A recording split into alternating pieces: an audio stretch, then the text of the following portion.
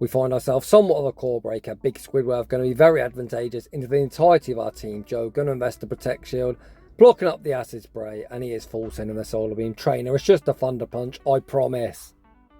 Welcome back to the channel. There's two things I very much enjoy when it comes to Pokemon Go PvP. That is a destructive triple shadow team and a theme team. Today we have the perfect combination of both. Today's team is a triple shadow, triple Johto, final evolution line, all running the legacy moves of Blast Burn, Hydro Cannon and Frenzy Plant respectively. Feraligatr in the Ultra League is of course pvpokes #1 ranked pick, Typhlosion, somewhat of an anti-meta specialist, or for those who like the glass cannons, Meganium actually ranked pretty high but no one uses it. Need you really say any more than that, other than a huge thank you to today's battle submitter, Jogerson, who we are going to call Joe for the duration of the video. Without any further ado, let's get into the battles.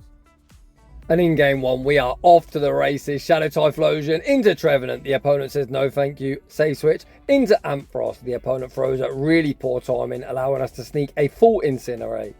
We're then going to overfarm. You can see there is no Thunder Punch, so we are full sending the Blast Burn. Blast Burn forces us our Protect Shield back, and then we see the pivot into Meganium. Meganium, the only member of the team that doesn't really like its chances against that Trevenant. The opponent fire off the Brutal Swing, and you can already see that even though our Meganium is a shadow, it is insanely bulky. I'm anticipating Joe throwing 3 Vine Whips, then the Frenzy Plant, looking to remove this Ampharos from the field of play. We actually throw 4, end up playing to the CMP tie. We do not win. Meganium, being very bulky, doesn't have the best attack. Joe recognises his small mistake, goes for full undercharge, but Frenzy Plant still secures the knockout back out. Comes Trevenant. Joe only going to reach 1 move, so he's opting for the Earthquake. Earthquake, despite being resisted, still does some very solid chip damage back out. Comes Typhlosion. Typhlosion going to invest the final protection. The opponent go for the Seed Bomb bait. Joe looking for that full Incinerate farm down, which we get, and we leave absolutely loaded. Out comes Guzzlord. We're going to fire off the Blast Burn, and I'm really surprised. I didn't even know Guzzlord learnt Snarl, but apparently it does. I've never seen Guzzlord on Snarl. Snarl does generate more energy than Dragon Tail, but that is a very interesting choice of moveset. Typhlosion just hits insanely hard. We managed to force the opponent's final Protect Shield with the resisted Blast Burn, which only means one thing. This Guzzlord is about to get hit with the Ice Beam to their face, and that is going to be all she wrote, with us advancing to a 1-0 start. GG's, and thanks for playing. In the next battle, we see the most recent Condamon, Primate. Primate is so incredibly spammy, taking only 4 Karate Chops to the Rage Fist that comes with a 100% chance to vamp up its attack. The opponent actually makes a very nice catch, catching the Blast Burn onto Greninja where it's supposed to be resisted, but my god, Typhlosion simply does not care about type-ins. It did like 80% of their HP. We then send out Meganium. Meganium able to get a full Vine Whip farm down, leaving with the Frenzy Plant good to go that we're going to fire off at the incoming Typhlosion. It would have been very nice to hold our energy there and look to fire off an Earthquake, or at least farm up to it, potentially forcing a Protect Shield, as this opponent's actually on Shadow Claw. Joe's like, we don't care about type-ins. Frenzy Plant, a pretty good move, and it looks like 2 will be removing Typhlosion from the field of play. The opponent went for a Thunder Punch bait, and Joe like, I'm going to go for not 1, not 2, but 3 Frenzy Plants, which managed to force all shields down off the opponent. Even a Thunder Punch from this range will be removing us from the field of play, or at least so I thought. My god, Meganium really is one thick boy. Out comes Gator. I personally wouldn't be shielding this move up. Yes, Thunder Punch is super effective, but Typhlosion isn't an electric type. A stab close combat from the very attack weighted Primate will be doing objectively more. Speaking of Primate, re-enters the arena and is instantly greeted with a Hydro Cannon. Hydro Cannon removes Primate from the field of play. Back out comes Typhlosion. Gator, Shadow Claw farms down, and we take that game. In the next battle, we lead Shadow Typhlosion into Kanto Mark. Kanto Mark used to be one of my favourite anti-meta picks in the Ultra League, although this season I wouldn't recommend running it as there are far too many Mud Slappers about. The opponent fire off the Thunder Punch, then send out Flygon. Again, this move is supposed to be resisted, but Typhlosion simply does not care about type-ins. 2 resisted Blast Burns will be removing Flygon from the field of play. Joe forced himself a shield advantage and then sends out Gator. The opponent does have a boatload of energy, so we are going to see a Protect Shield deployed. The opponent actually only go for the Dragon Claw. Joe, not wanting to dump energy, opts to bank it and catch the next Dragon Claw onto Meganium. This is going to switch lock us against the returning Mark. However, we have got an energy lead, so we are going to be able to outpace to the Earthquake, and this will either be forcing the final Protect Shield or securing the knockout. The opponent unwilling to shield Mark, Meganium is a Kanto Mock counter confirmed. Back out comes Flygon. Flygon gets Vine Whip farm down, and out comes Sceptile. I've personally tried to run Shadow Sceptile in recent seasons. It's one of the quickest Leaf Blade users, and Leaf Blade is one of the very best moves in the game, but this thing cannot tank a hit to save its life. Joe heavily over farms, goes for the Hydro Cannon bait. Hydro Cannon forces the Protect Shield, enabling Shadowgator to reach the Ice Beam. Sceptile might be very spammy, but one thing it does not have is bulk. Ice Beam easily picks up that one-hit KO, and we take that game. In the next battle, we see Heliolisk in the lead. The opponent save switches into Shadow Skuntank. Probably my favourite Pokemon in the entirety of the Ultra League, but my god, did I find that thing tricky to run in this new meta. Joe forces the Protect Shield with the Blast Burn. He invests the Protect Shield back, and of course the opponent is going to go for the Trailblaze, looking to vamp up their attack, but Typhlosion, undeterred, able to outpace to the next Blast Burn, removing them from the field of play. Out comes Heliolisk. Heliolisk does get the Volt Switch farm down, but this energy is going to be pretty useless into Meganium. The opponent actually also running double Dark Poison. Mr. Opponent, what the heck do you do against a ground type? I'm almost certain that Heliolisk is going to have to be on Grass Knot, but even that is not going to save you. The opponent invested a huge Protect Shield, blocking up the Earthquake, and I think Joe's actually in big trouble here. An Energy Lead Shadow Drapion is not something Gator is going to particularly fancy its chance against. Joe burns the final Protect Shield before returning fire with the Hydro Cannon, but one Hydro Cannon, despite being Shadow and Shadow Crime, simply will not get the job done. The opponent makes use of the misaligned timer, sending back up Heliolisk and removing our Gator from the field of play. Meganium is now tasked with putting the team on its back, and I think this is a very tall order. We need to keep ourselves outside of crunch range, and I think we've very quickly found ourselves inside of that. Joe actually going to full send an Earthquake, as the opponent did get the defense buff. Earthquake does secure the knockout, but there is no shot Shadow Meganium, even though it's proved to us it's quite bulky, will be surviving this crunch, and we're going to take a heartbreaking loss. GG's to that opponent, and that team is wild. In the next battle, we see another Guzzlord in the lead. This one is running the more conventional moveset of Dragon Tail. I still can't quite believe we saw a Snarl Guzzlord. Joe opted to fire off the Blast Burn as soon as he got it, giving the opponent an entire free Dragon Tail, which is not particularly great into a matchup we're already quite poor into. In fairness to Joe, Incinerate is quite difficult for optimal timing. When you are using Incinerate into a 3-turn move like Dragon Tail, you want to throw one Incinerate, which would be 5 turns, into 2 Dragon Tails, only giving away 1 free turn. After that, you have to go all the way up to 80 energy, 4 Incinerates, which is obviously quite problematic as most opponents will throw before that.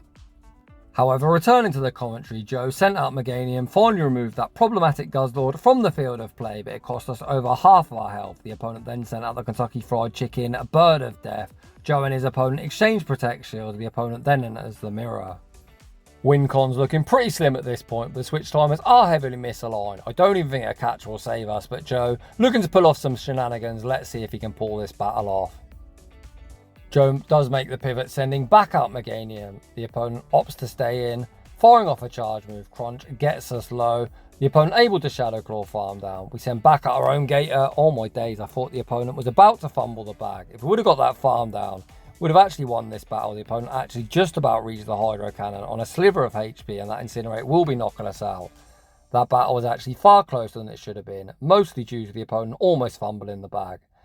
In the next battle, we see a huge Core Breaker in the lead. This thing has the potential to beat the entire CR team. Joe gonna invest to Protect Shield, the opponent fire off the Acid Spray, and we are YOLO in the nuke. Trainer, it's just a Thunder Punch, I promise. Solar Beam goes unshielded, and just like that, Typhlosion is a Tentacruel counter confirmed. Out comes Miltank. I don't dislike us just staying in, firing off the Blast Burn, likely forcing our Protect Shield back, then aligning Meganium here. Well, as I say that, hopefully this thing has Thunderbolt and not Ice Beam. Potentially it's Double Nuke. I have seen a few Double Nuke. And of course, his opponent also has Ice Beam. Out comes Malamar. Joe actually going to fire off the Earthquake, and that is definitely the incorrect move to throw. When you're in all neutral matchup, Frenzy Plant has a whopping 2.0 DPE. So not only does Frenzy Plant do more damage, it's objectively cheaper than Earthquake. So according to pvpokes, Frenzy Plant would have actually done 50% of Malamar's health. Earthquake would only do 46. Frenzy Plant, of course, only 45 energy, whereas Earthquake's a whopping 65. Joe sent out Feraligatr, tried to make a catch, and back onto his low health Typhlosion, unsuccessfully. The opponent fires off the foul play, then send back out Miltank. Miltank going to be hit with Hydro Cannon after Hydro Cannon, but the opponent still with 1 Protect Shield too hard behind. The question is, do they have that big Thunderbolt coverage? Is this a double nuke milk tank? We're about to find out. Even if it's just a body slam, we're very much in danger of getting fast move beat down. The opponent is running the cow with the twin nuke moveset, and we are going to take a loss. Heading into the next battle, we see the battle of the incinerate users. Not only does Rapidash have a monstrous attack that got access to not one but two ground type moves, Enduron and Scorching Sands respectively. Joe invests to protect shield, blocking up the Scorching Sands, returns fire with the blast burn. The issue here is we're going to lose all even shielding scenarios due to the fact the opponent is going to win CMP. Joe opting to go all shields down, and this could be somewhat of an issue as the opponent also has access to the Conde move of Wild Charge, something Gator will not appreciate. The opponent actually take their shield advantage, send out Gyarados. Unfortunately, no Thunder Punch, which would be double super effective. The opponent, of course, doesn't know that. It's the up to 5 the Aqua Tower, removing us from the field of play. We now send out Gator. Gator going to go straight for the Ice Beam. Ice Beam hits for neutral and it's going to do a lot of damage. Ice Beam goes unshielded. Unfortunately, not quite enough to knock out. Gyarados survives deep in the red. The Departing Crunch does some solid chip damage. Out comes a Charm Primarina and we see the pivot into Meganium. This is a waterfall variant. I think it would be home and dry, but this is going to get very close. Joe fires off the Frenzy Plant, of course, forcing the opponent's final protection. The opponent able to outpace to the Disarming Voice. Meganium's bulk about to be put to the test. Disarming Voice gets the slow. We don't reach the Frenzy Plant. Back out comes Gator. We don't get DRE, but even if we did, the Dragon Breath would register before the Shadow Claw. An unfortunate result would end the same, with us unfortunately not taking the victory. Heading into the next battle. We lead Shadow Tie into Gator. If we had Thunder Punch, it wouldn't actually be the worst matchup, but of course, we're running the nuke moveset, so we see the pivot into Shadow Meganium, basing out Caesar, able to land the Earthquake through 2 Protect Shields. It does a lot, but unfortunately doesn't really put him into Vine Whip farm down range. The opponent, trainer, what are you doing? The opponent fired off the Trailblaze. Why? I have no idea. I don't know why you wouldn't just Night Slash and keep alignment, but we're not complaining. Out comes Drapion. Drapion does get a very nice Poison Sting farm down, and we opt to realign. I guess an argument can be made that the opponent didn't want to give us an Incinerate head start, as Typhlosion then would be able to outpace the returning Gator, and they're probably anticipating us being on Thunder Punch. Joe very quickly go all shields down. Oh gosh, goes for the 5-head play, anticipating the opponent, trying to catch, fires off the Solar Beam. That is Shades of X Boston. That looks like a play he'd make. Joe, a very active member on my Discord. If you like them crazy plays, come join the Madhouse where this is pretty much a daily occurrence. I still think X Boston is the winner of the craziest play I've ever seen. Before Typhlosion got access to Thunder Punch, he attempted to catch a Solar Beam onto his Shadow Victory Bell. The opponent didn't throw, and then he proceeded to double shield and resisted Razor Leaf farm down. Of course, I've gone off on a mad tangent in this battle, but that is curtains for us with Hydro Cannon KOing our Typhlosion. In the next battle, we have a change of lead and a change of fortune, leading Meganium into Greninja, a commanding lead. The opponent opting to stay in, or at least at first. Joe throws 3 Vine Whips, ends up playing to the CMP type. Of course, for optimal timing, using a 2-turn move like Vine Whip into a 3-turn move like Water Shriek, and 1, 4, and 7 is the way to go. The opponent actually looking to shield for our Meganium, which is kind of wild. What the heck do you have in the back? The opponent heavily over farming, allowing us to reach the next Frenzy Plant, and we just cleanly win the 0-1 shield. Out comes Shadow Typhlosion. We see the pivot into Gator. Gator going to invest that Protect Shield, blocking up the incoming Thunder Punch.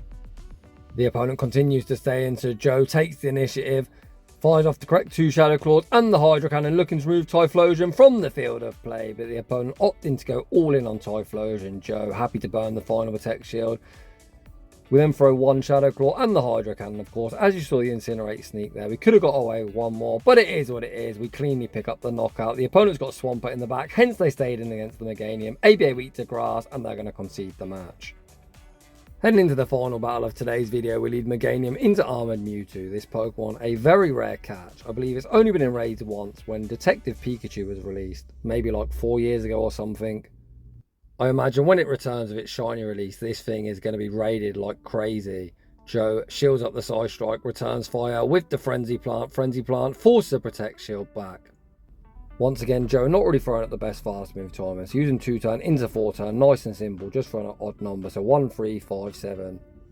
I feel like today I spoke about fast move timing a lot. I know some trainers are trying to improve their fast move timing, so if that is applicable to you, post it down below and I'll look to continue to do so when I shoutcast and see trainers throughout suboptimal timing.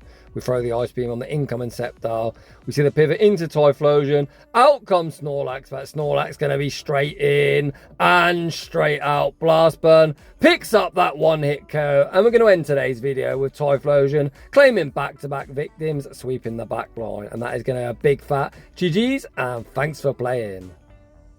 What a way to end the shoutcast. Saving the best till last, and that is just about going to wrap things up for today's slightly shorter shoutcast. So if you're enjoying the content, smash that like button. If you're new, consider subscribing if you'd like your battles featured on my channel. A link to my battle submission form is down below, and as always, a huge thank you to everyone for watching, and I'll see you all in the next one.